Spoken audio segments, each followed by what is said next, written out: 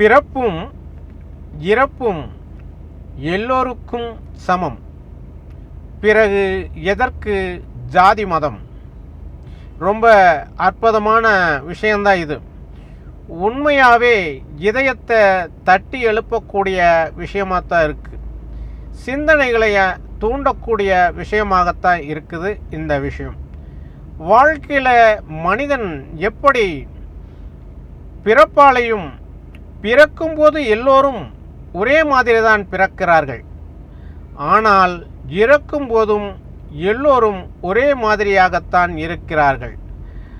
அதற்கு இடையில் எதற்கு இந்த ஜாதி மதத்தை மனிதன் உருவாக்கினான் என்றால், இந்த ஜாதி மதம் என்பது ஒருவரை உயர்த்தி இன்னொருவரை தாழ்த்தி பார்ப்பதற்காகத்தான் மனிதன் உருவாக்கினான். ஆனால் உண்மையாகவே இந்த ஜாதி மதம் அப்படிங்கிறது ஒருவரை உயர்த்தி ஒருத்தரை தாழ்த்தி பார்ப்பதற்காக உருவாக்கவில்லை மனிதன். வாழ்க்கையில் அவன் என்றுமே நிம்மதியாக இருக்கக்கூடாது என்பதற்காகத்தான் இந்த ஜாதி மதம் என்பதை உருவாக்கினான். ஜாதி மதம் கடவுள் உருவாக்கினாரா என்றால் நிச்சயமாக கிடையாது. இறைவனை யாராலும் பார்க்க முடியாது. ஏனென்றால் இந்த ஜாதி மதம் உருவாக்கியவர்களை கேட்டால் அது இறைவன் உருவாக்கியது என்று மிகப்பெரிய ஒரு கற்பனை கதையை கூறுவார்கள். அந்த கற்பனை கதையை யாரும் காதில் போட்டுக்க வேண்டாம். ஜாதி மதம் என்பது ஒரு மனிதனை அழகுபடுத்துவது அல்ல, இழிவுபடுத்துவது என்பதை நினைவில் வைத்து கொள்ள வேண்டும். ஜாதி மதம் என்பது வாழ்க்கையில் மனிதர்களுக்குள்ளே ஒற்றுமை இருக்கக்கூடாது என்பதற்காக பகுத்தறிவை ஒரு மனிதன் முழுமையாக பயன்படுத்தாமல் அப்படிப்பட்ட மனிதன்தான் இந்த ஜாதி மதத்தை உருவாக்கி இருக்கிறான் என்பதை நினைவில் வைத்து கொள்ளுங்கள்.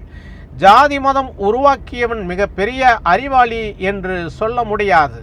அவன் மிகப்பெரிய அடிமுட்டாளாகத்தான் இருக்க வேண்டுமே ஒழிய ஜாதி மதத்தால் ஒரு மனிதன் உயர்ந்தவனாக முடியுமா என்றால் நிச்சயமாக முடியாது. உள்ளத்தால் உயராதவன் எப்பொழுதும் ஜாதி மதத்தால் உயரவே முடியாது என்பதுதான் உண்மை. ஜாதி மதம் என்பது ஒரு நாட்டிலிருந்து இன்னொரு நாட்டுக்கிடையே போர்க்களத்தை உருவாக்கக்கூடியதுதான் ஒழிய அது நன்மையை செய்யக்கூடியது அல்ல. அதே நேரத்தில் இந்த மனிதர்களுக்கிடையே எப்பொழுதும் வேறுபாடு இருக்க வேண்டும் என்பதற்காக பகுத்தறிவு இல்லாதவர்கள் உருவாக்கியதுதான் இந்த ஜாதி மதம். மனிதனுக்குள் ஒற்றுமை இருக்கக்கூடாது என்பதற்காக உருவாக்கியதுதான் இந்த ஜாதி மதம். மனிதன் தனக்கொன்றும் மற்றவர்களுக்கொன்றும் சிந்தனை செய்ய வேண்டும் என்பதற்காகத்தான் ஜாதி மதம்.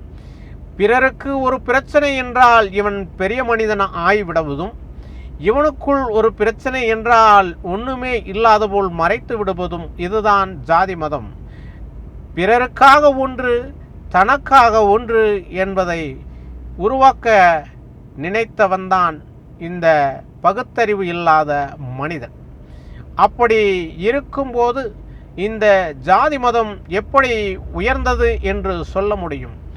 பிறக்கும்போது எல்லோரும் சமமாக இருக்கிறார்கள், இறக்கும்போதும் எல்லோரும் சமமாக இருக்கிறார்கள் என்றால் எதற்காக இந்த ஜாதி மதத்தை உருவாக்கினான் என்றால் இடையில் ஆடும் ஆட்டம்தான் இது.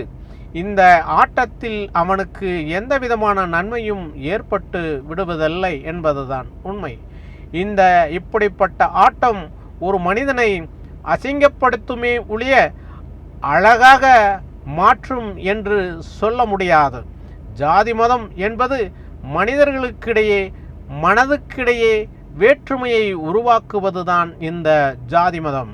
அப்படி ஜாதி மதம் இருக்கும் வரையில் இந்த மனிதர்களுக்கிடையில் ஒற்றுமை வருவது என்பது முடியாத ஒரு விஷயம்தான். அப்படி ஒற்றுமை இருக்கிறது என்று சொன்னால் அது நடிப்பாகத்தான் இருக்குமே ஒழிய அதில் உண்மை இருக்காது என்பதை நினைவில் வைத்துக் கொள்ளுங்கள். நன்றி.